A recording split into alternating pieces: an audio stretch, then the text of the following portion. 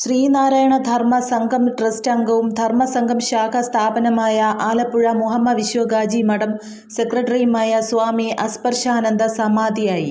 ഇന്നലെ പുലർച്ചെ നെഞ്ചുവേദനയെ തുടർന്ന് ചേർത്തല ശ്രീനാരായണ മെഡിക്കൽ മിഷൻ ആശുപത്രിയിലായിരുന്നു അന്ത്യം. ഇടുക്കി മുനിയറ നീലകണ്ഠൻ കുഞ്ഞുമോനും കാർത്തിയാനിയുമായിരുന്നു മാതാപിതാക്കൾ.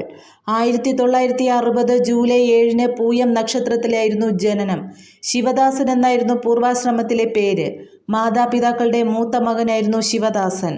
ശിവഗിരിയിലേക്ക് ഭൗതിക ശരീരം കൊണ്ടുപോകുന്നതിന് മുമ്പായി സംസ്ഥാന കൃഷി മന്ത്രി പി പ്രസാദ്, SNDP യോഗം vice president Thushar Vellappally, Arif MP, മുൻ യോഗം വൈസ് പ്രസിഡന്റ് MD ഗോപിനാഥ്, വിവിധ SNDP യൂണിയൻ ഭാരവാഹികൾ, ഗുരുധർമ്മ പ്രചാരണ സഭയുടെയും മാതൃസഭയുടെയും ഭാരവാഹികളും പ്രവർത്തകരും അന്തിമോപചാരമർപ്പിക്കുകയുണ്ടായി.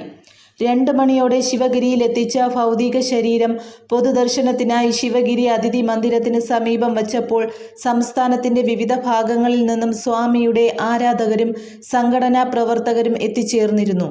V Joy MLA, municipal chairman KM Laji, block panchayat president Smitha Sundaresan തുടങ്ങിയവർ ആദരാഞ്ജലികൾ അർപ്പിച്ചു.